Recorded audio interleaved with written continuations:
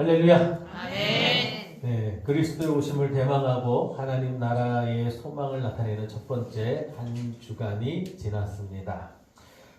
다른 빛을 낼 수가 없죠. 하지만 태양으로부터 빛을 받아서 다른 밤에, 깜깜한 밤에 달빛을 우리에게 선물로 줍니다. 달빛이 없는 그 밤은 너무나도 어둡고 아무것도 보이지가 않죠. 하지만 그 달빛만 있어도 정말 우리가 어느 길로 가야 될지, 또한 누가 내 앞에 있는지를 우리가 확인할 수가 있습니다. 우리 성도들은요, 그리스도의 빛을 받은 사람들이죠. 아멘. 우리 스스로는 빛을 낼 수가 없습니다. 우리는 빛이 아니기 때문에. 하지만 예수님이 우리의 빛이 되어 주셔서 우리에게 빛을 비춰 주십니다. 아멘. 그러므로 우리는 어떠해야 됩니까? 이 밝은 빛을 받은 우리는 이 빛을 반사해야 되는 거죠. 그래서 어둠에 있는 그 사람들, 어둠에 처해 있는 그 사람들에게 빛을 내어주는 겁니다. 그래서 그들이 어둠을 벗어날 수 있도록 밝혀주는 것이 바로 성도가 아닌가라는 그런 생각을 해봅니다.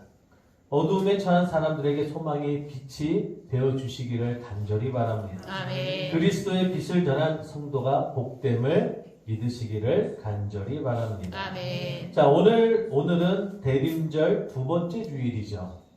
두 번째 주일을 맞이해서 마가복음 1장 1절에서 8절까지의 말씀을 우리가 한번 같이 나누고 은혜를 받기를 간절히 바랍니다.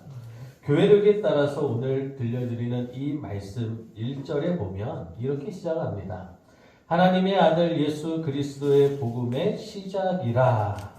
아멘. 아멘. 자, 마가 공동체는요, 하나님의 아들 예수 그리스도의 복음의 시작이다 라고 하면서 마가복음을 시작합니다. 먼저 마가가요, 증언하는 것이 있죠. 바로 예수님이 하나님의 아들이다 라고 전합니다. 그리고 두 번째로는 예수 그리스도의 복음이 시작된다라는 거예요. 그러면 여기서 말하는 복음이 뭔가라는 겁니다. 자, 여기서 복음이라는 거는 슈르라고 하는데요. 슈르. 히브리어로 보면은 슈르인데, 슈르는 무슨 의미냐면 싸우다, 권력을 쥐다 라는 그런 의미입니다. 그러니까 이 마가가 볼 때 하나님의 아들 예수 그리스도가 이제 이 땅에 와서 누가 되는 거예요? 왕이 되는 과정, 왕이 되는 시작이 바로 이 마가복음의 처음에 등장하고 있다라는 거죠. 자, 예수님은 하나님의 아들로서 세상의 권력을 쥐기 위해서 오셨다. 그러니까 세상적인 권력이 아니라 하나님의 아들로서의 그 통치를 하기 위하여 이 땅에 오셨다라는 것을 말씀합니다. 그런데 슈르의 영적 의미가 있어요. 이 슈르의 영적 의미는 뭐냐면 하나님의 이름이 세상에 풍성하게 되어 최상의 결실을 얻게 하는 것. 이게 슈르의 원 의미입니다. 그러니까 슈르는 예수 그리스도가 자기의 권력을 얻기 위해서 온 것이 아니라 누구를? 하나님의 이름을 이 땅에 풍성하게 하기 위하여 예수님이 이 땅에 오셨다라고 마가복음 기자는 우리에게 말씀해주고 있는 겁니다. 자, 이것이 예수님이 이 땅에 오신 목적이다라는 거죠. 하나님의 이름을 더 널리 알리기 위해서, 하나님의 이름을 이 땅에 선포하기 위해서, 그리고 또한 최상의 결실을 얻기 위해서 예수님은 이 땅에 오셨다라는 거죠. 자, 예수님은 하나님의 이름을 나타내려고 이 땅에 오셨고 공생의 동안에 하나님의 이름을 나타내었습니다. 그리고 죽으심으로 하나님의 뜻을 이루신 분이 바로 예수님이다라는 거죠. 자, 이러한 복음을 예수님은 완전하게 이루었다. 예수님은 오신 목적을 완전하게 이루셨다라는 겁니다. 자, 그리고 그 복음을 믿는 자마다 구원을 얻게 하셨습니다. 그 복음을 예비한 한 사람이 있었는데 여러분 다 아시죠? 그 사람이 누구입니까? 바로 세례 요한입니다. 자, 2절 3절에 보면 이렇게 말씀합니다. 선지자 이사야의 글에 보라, 내가 내 사자를 내 앞에 보내노니 그가 내 길을 준비하리라. 3절에 보면 광야에 외치는 자의 소리가 있어 이르되 너희는 주의 길을 준비하라. 그의 오실 길을 곧게 하라. 기록된 것과 같이. 아멘. 자, 예수님이 오시기 전 예수 그리스도의 길을 예비하는 그 이사야 선지자의 글을 인용해서 이사야의 글을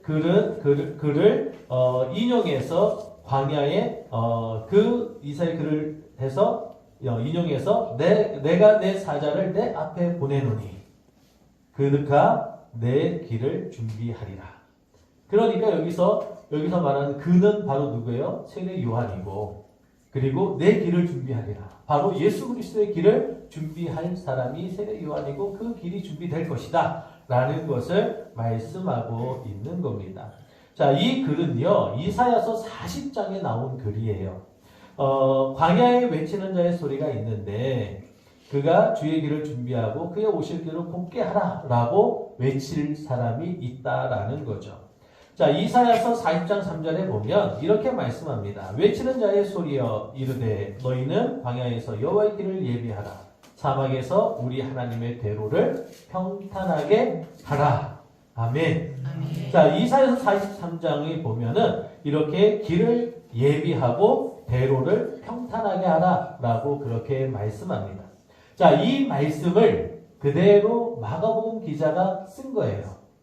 썼는데 자, 여기서 보면은 길이 두 번이 나오죠. 길을 예비하라라고 나오고 대로를 수축하라라고 나옵니다.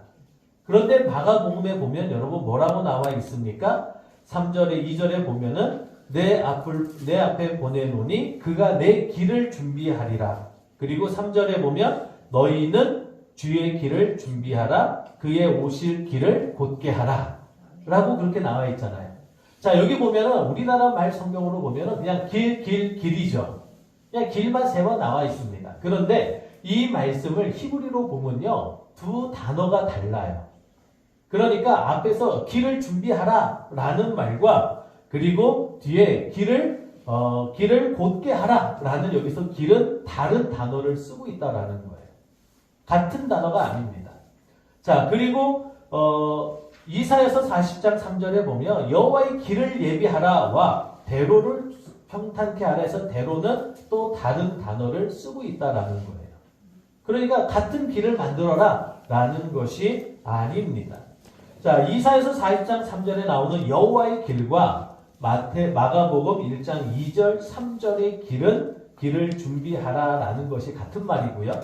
그리고 이사야서 40장 3절에 나온 대로와 그리고 오늘 읽은 우리 1장 3절에 보면 길을 곧게 하라의 길이 같은 단어를 쓰고 있다라는 거예요.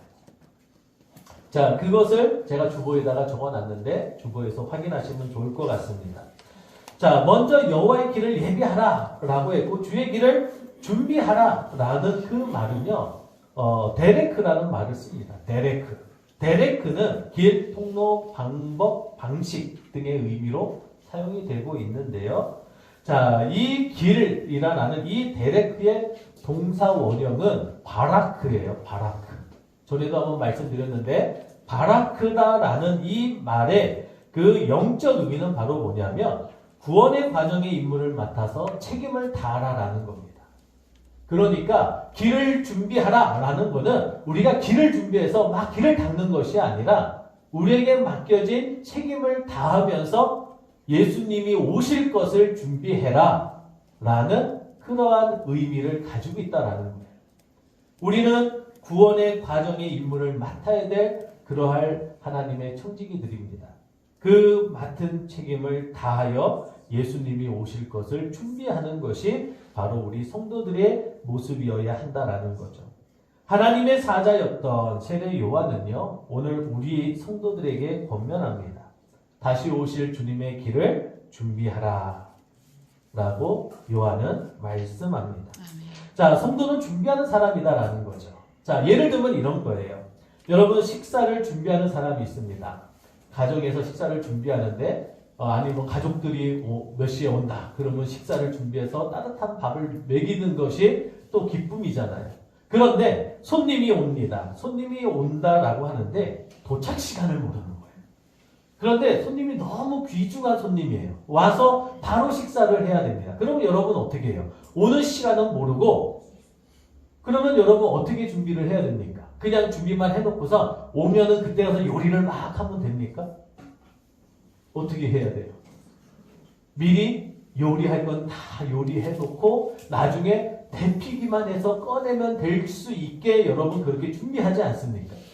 바로 그 모습이 오늘날 우리 성도들의 모습이어야 한다라는 겁니다. 자, 만찬을 우리는 준비해야 되는 거죠. 예수님이 오실 것을 준비해야 됩니다. 그것을 준비하고 기다리고 있어야 되는 거지 아무것도 하지 않고 그냥 넋놓고 앉아서 그냥 기다리고 있다가 손님이 마저 왔을 때 그제서야 분주하게 뭣도 하고 이것도 하고 이것도 하고 한 2시간을 그렇게 한 다음에 손님을 대접하지는 않는다라는 거죠. 하나님의 구속사에 우리를 참여케 해주신 하나님 앞에 감사하며 사명을 잘 감당하며 예수님의 구원 사역에 우리를 끼워주신 것에 너무나도 감사하며 우리는 그것을 준비하면서 기다려야 된다. 그것이 바로 뭐다? 바라크고 우리에게 구원 과정의 임무를 맡겨주셨는데 그 임무를 우리가 책임을 다해서 그 임무를 행하면서 기다리는 것. 그것이 바로 우리 성도들의 모습이어야 함을 여러분 기억하시기를 간절히 바랍니다. 아멘. 예수님은 언제 오실지 모르잖아요. 예수님이 내가 언제 몇 월 며칠 몇 년 몇 월 몇 시에 내가 가겠다라고 말씀하지 않으셨습니다. 내가 곧 오리라. 내가 곧 오리라. 내가 눈 깜짝할 새에 올 거야. 라고 했지만 벌써 2000년이 지났죠. 우리 시간으로는 2000년이 지났습니다. 그런데 예수님은 아직 안 오셨죠. 여러분 이 말은 예수님이 오실 시간이 점점 가까워지고 있다는 거예요. 예수님이 오실 시간이 점점 가까워 있습니다. 여러분 그렇잖아요. 내가 오늘 7시까지 갈게. 그랬어요. 어떤 사람이. 그런데 1시까지 안 옵니다. 그럼 어떻게 해요?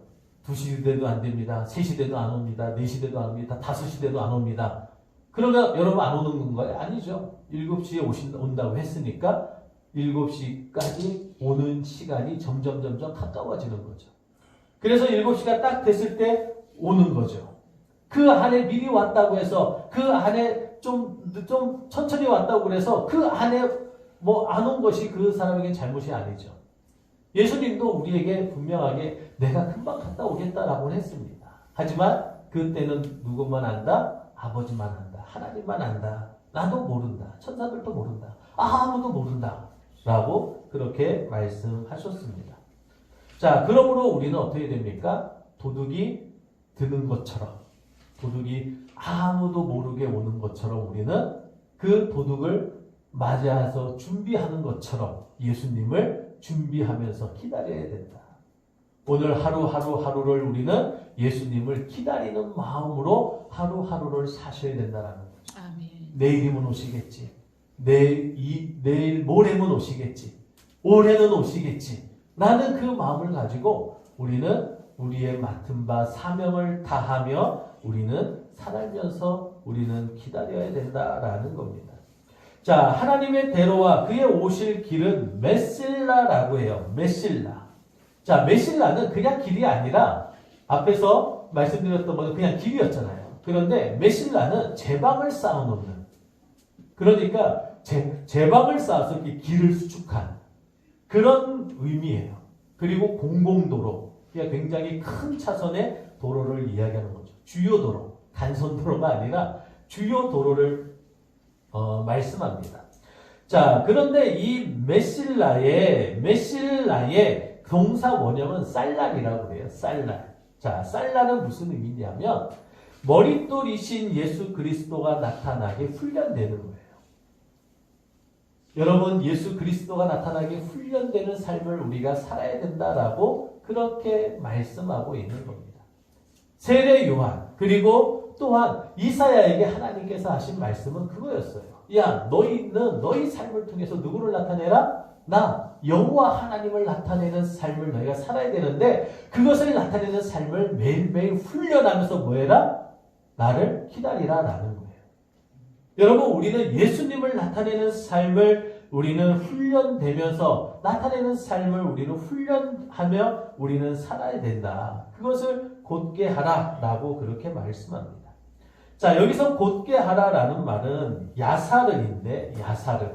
하나님의 뜻이 세상에 성취되어 성취됨을 요청하여 결산을 이루는 것.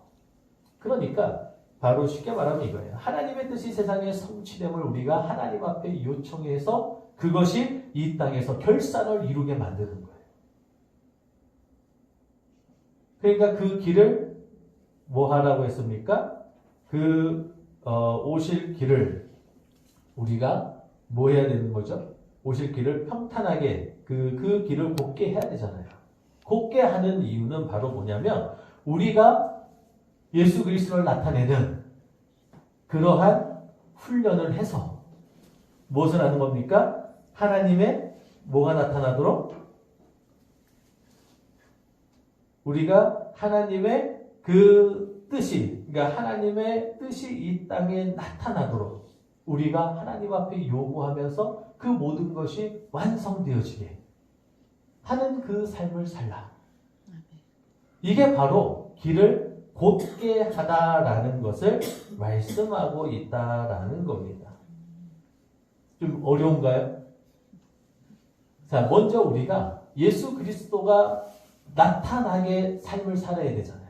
사람들이 여러분을 보면 예수 그리스도가 보여야 됩니다. 우리 성도를 보면 저 사람은 예수님을 닮은 것 같아. 나는 예수님을 잘 모르지만 그래도 내가 들었던 그런 이야기들을 이 사람이 행하면서 사는 것 같아. 그것이 드러나게 훈련을 해서 이 땅에 뭐가 나타낸다고요? 하나님의 뜻이 성취되어지는 거예요. 하나님의 뜻이 뭡니까? 하나님의 뜻이 성취되는 거예요. 하나님의 뜻이 뭐예요? 하나님의 뜻은 우리의 죄를 용서해 주시는 거고요. 그것이 땅에서도 이루어지기를 원하잖아요. 그 말은 뭐예요? 하나님의 용서하심이 이 땅에서도 우리를 통해서 나타나기를 원하고, 이것은 바로 무엇을 의미합니까? 사랑으로 완성이 되는 거죠. 그것을 하나님께서 우리에게 바라고 계시다라는 겁니다. 우리는 그것을 이루기 위해서 요청해 하나님 앞에 기도해야 되는 거죠. 기도가 뭡니까, 여러분? 기도는 하나님의 뜻을 깨닫는 거죠. 간구는요, 나의 필요를 구하는 거고요. 도고는요, 내 이웃을 위해서 우리가 그것을 하나님 앞에 요청하는 거예요. 기도는 뭐라고요? 하나님의 뜻을 깨닫는 게 기도입니다. 그러하기 위해서는 여러분 말씀이 가장 중요하죠. 말씀을 읽어야 기도가 되는 거예요. 왜? 말씀을 읽어야 하나님의 뜻이 뭔지를 알죠. 그런데 말씀을 읽지 않고 우리가 하나님의 뜻을 알 수는 없다. 자, 하나님의 뜻이 성취되도록 요청하는 그 말씀 안에서 우리가 기도를 통해서 하나님의 뜻이 뭔지를 깨달아 하나님 앞에 요청하는 것. 우리가 위하여. 이게 표본이죠. 표본이 되기 위하여. 야, 저 사람은 정말 그냥 보고만 있어도 그냥 마음이 평안해져. 그런 사람 있잖아요. 그냥 보고만 있으면 좋아. 보고만 있으면 안정이 돼. 보고만 있으면 배불러.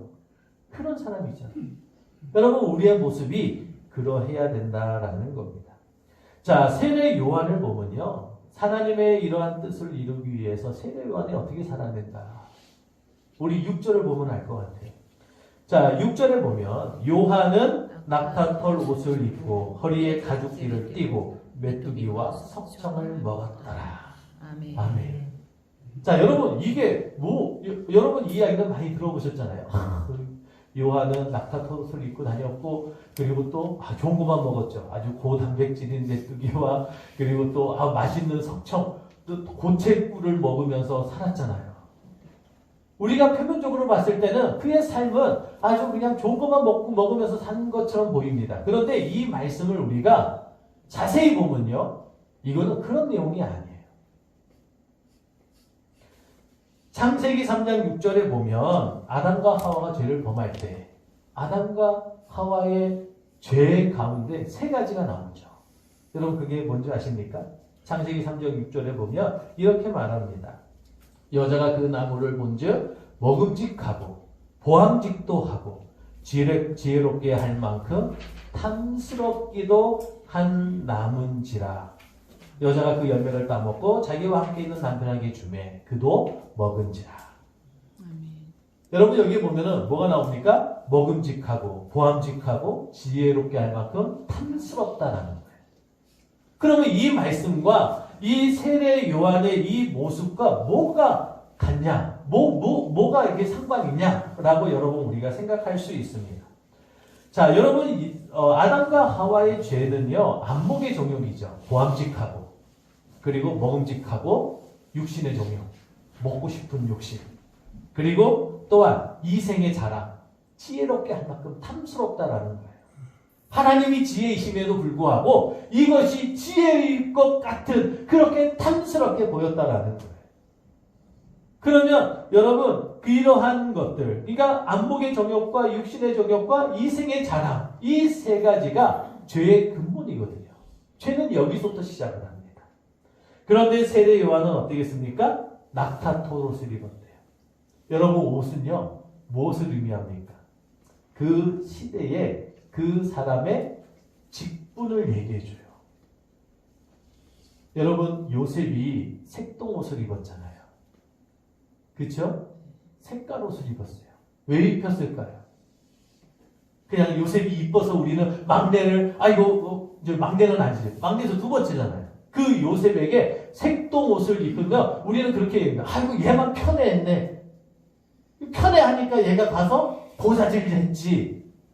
이렇게 생각을 합니다. 근데 그게 아니에요. 색동옷을 입힌 거는 그 당시에 아브라함의 무엇을 입힌 거냐면, 그러니까 야곱의 무엇을 입힌 거냐면 가족, 그 족장 시대니까 그 족장의 문양이에요. 그 말은 뭐냐면 요셉이 뭐가 되는 거다? 상속자다라는 것을 말해주는 거예요. 그러니까 옷이라는 것이 그 사람의 신분을 이야기해 주는 거죠. 그래서 요셉에게 색동옷을 입힌 거예요. 그러니까 요셉이 시시콜콜 다 가서 아버지한테 보고한 거예요. 왜? 자기는 뭐니까? 상속자니까. 자기가 대빵인 거예요. 형들 다 있는데 그 형들 다 제끼고 자기가 상속권을 가진 거예요. 그러니까 차기 족장으로서 뭘 해야 됩니까? 가서 보고를 해야죠. 그래서 형들이 한번 가서 갔다가 아버지한테 다 보고한 거예요. 자기 일에 충실히 한 거죠. 그러니까 요셉이 철이 없어서 그런 게 아니다라는 거예요. 색동옷을 입힌 거는 그 족장, 그 부족의 그 문양인 거예요. 그래서 색이 들어가 있는. 그래서 이 사람은 차기 족장이다 라는 그런 의미를 가지고 있어요. 여러분 우리나라는 그렇잖아요. 왕은 무슨 옷을 입습니까? 그래서 용이 그려져 있는 여러분 그런 옷을 입고 다니죠. 우리 감리교에서는 여기 보라색 옷을 입고 다니는 분들이 있죠. 감독입니다. 보라색. 그러니까 이러한 것들을 가지고 무엇을 하냐면 신분을 얘기하는 거예요. 그런데 요셉은 뭘 입었다? 낙타토롯을 입었다. 여러분 요한이 어떤 사람이에요? 제사장 집안이에요. 요한이요 광야로 뛰쳐나가지만 않았으면 제사장이 될 사람입니다. 그 당시 최고의 가장 유력한 그러한 집안의 사람이 낙타토롯을 입었다. 이거는 바로 뭡니까? 안목의 정욕을 이겨낸 거죠. 그런 것들을 벗어내고 그냥 가난한 자들이 입는 옷을 입은 거예요. 그런데 거기에 허리띠를 맸다라는 거예요. 띠는 여러분 무엇을 상징합니까? 일꾼이기도 하고 내가 이것을 반드시 이뤄내겠다라는 의지적인 것도 있는 거예요. 그거를 뭐하러 여기다 썼겠어요? 그 띠를 띄었다라는 겁니다. 그리고 무엇을 먹었다? 메뚜기를 먹었다. 여기서 말하는 메뚜기는요, 여러분들이 가을에 잡는 그 메뚜기가 아니라 여름에 잡는 메뚜기가 아니라 쥐염나무 열매를 먹었다라는 거예요. 쥐염나무 열매는 뭐냐면 보통 돼지들 줬던 것들인데 이거는 사람이 먹을 수 있습니다. 그런데 잘 안 먹는 음식이에요. 전쟁이 났을 때나 먹는 음식. 비상식량으로 놔뒀다가 나중에 어쩔 수 없이 먹었던 음식이에요. 그러니까 이 요한은 여러분 어떤 삶을 살았다? 먹는 것에 욕심을 내지 않은 사람입니다. 먹는 것을 중요하게 여기고 잘 먹으려고 하고 내가 이렇게 좀 맛있는 것들을 먹겠다라는 그런 마음이 없었던 사람이 있던 것 같아요. 그러면서 석청을 먹었대요. 여러분, 석청은 바로 무엇을 의미하냐면 이스라엘의 성경에 보면 꿀이 두 종류가 나옵니다. 꿀이 나오고요. 그리고 송이꿀이 나와요. 시편에도 보면은 꿀보다 달고 하나님의 말씀은 꿀보다 달고 송이꿀보다도 더하다라고 그런 말씀이 있잖아요. 꿀은 바로 무엇을 의미하냐면 꿀은 석청이에요. 그러니까 고체꿀. 그리고 송이꿀은 바로 액체꿀을 말해요. 그런데 이 고체꿀은 말씀입니다. 쉽게 말씀드리면 말씀이에요. 자, 그래서 이 고체꿀 여기서 고체꿀 오늘 석청은 무엇을 의미하냐면 석청은 모세오경과 선지서를 말하는. 그러니까 세례 요한은 그 메뚜기 그 쥐염나무 열매를 먹으면서 매일 하나님의 말씀으로 살았던 사람. 이 당시에 성경이 그 신약이 없었으니까 구약밖에 없잖아요. 그러니까 모세오경과 그리고 선지서를 매일 읽으면서 그 가운데서 살았던 사람이에요. 그러니까 하나님 앞에 지혜를 구했던 사람. 그 사람이 바로 요한이다라는 겁니다. 자, 예수님이 사탄에게 그 유혹을 받죠. 유혹을 받습니다. 마태복음 4장 4절에 보면 돌들을 떡으로 만들어 먹어라. 그럴 때 예수님이 뭐라고 하셨어요? 사람이 떡으로만 살 것이 아니요 하나님 입으로 나오는 모든 말씀으로 살리라. 아멘. 세례 요한은 하나님의 말씀으로 살았던 사람이다라는 겁니다.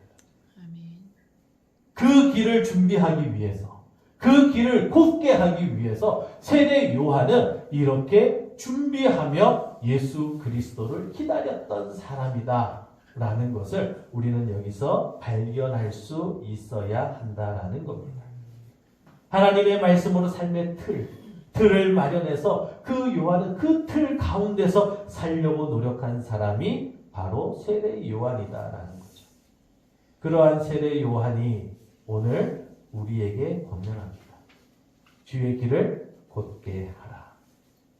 데레크 아돈나이 예세로 메셀로타.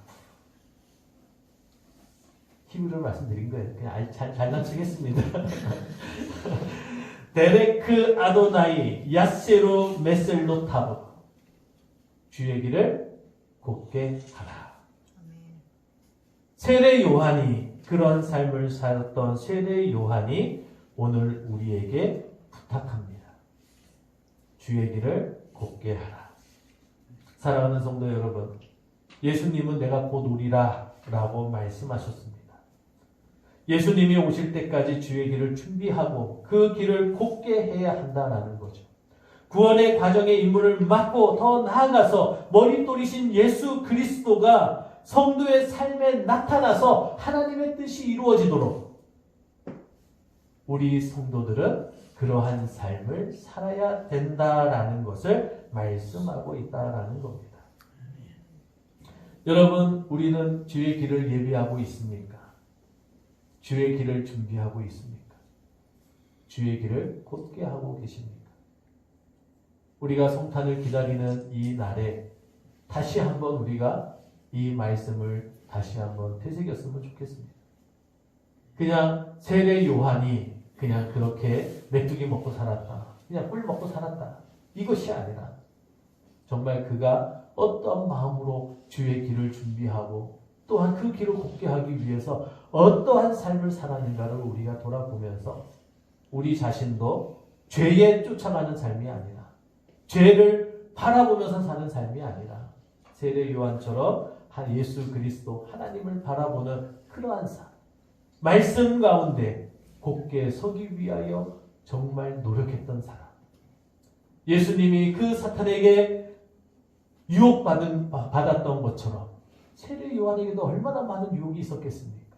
제사장의 자리에 오를 수 있는 그런 사람이었는데 얼마나 많은 사람들이 주변에서 야 네가 글로 가면 안 돼. 왜 거기로 가? 이쪽으로 가야지. 이게 더 좋은 길이고 이게 더 훨씬 더 훌륭한 길이고 이 길이 더 나은 길인데 라고 할 때 세례 요한은 그 모든 것을 저버리고 오직 예수 그리스도를 준비하는 그 길로 갔다는 거죠. 우리의 삶이 세례 요한을 본받아 그렇다고 여러분 다 때려치고선 예수 그 길 외치라라는 얘기가 아니에요. 그런 게 말이 아니라 우리의 삶의 자리에서 작은 변화들. 여러분 죄가 뭐라고 그랬어요? 죄는 구부리다. 구부러진 게 죄예요. 이 구부러진 것이 있으면 이거를 바로 피는 거. 구부러져 있으면 다시 펴놓고 구부러져 있으면 다시 펴놓고 죄로 가지 아니하고 이 죄를 자꾸 펴서 누구로? 하나님께로 초점을 맞추려고 하는 여러분들의 모습. 그것이 바로 하나님께서 오늘 우리에게 바라고 계신 것이 아닌가라는 겁니다. 아멘. 오늘 우리가 진정으로 하나님께서 오늘 주신 우리의 말씀, 이 말씀을 기억하시고요. 이 말씀을 의지해서 충성된 종이라라는 칭찬을 듣는, 그래서 하나님의 백성이 되시는 우리 베다니 교회 모든 성도가 되시기를 주님의 이름으로 축복합니다. 아멘.